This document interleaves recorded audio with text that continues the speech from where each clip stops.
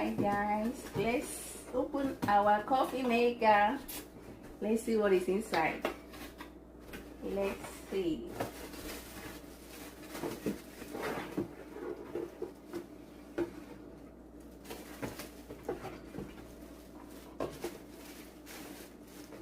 I'm not really the coffee type, but once in a while I take coffee. So that is why I have this little and portable one.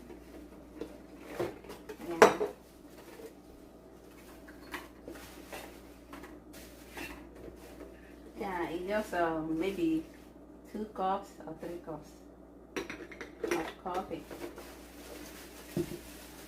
2 cups or 3 cups of coffee. It's just portable and nice. Alright, we're gonna get ready for coffee. Coffee time.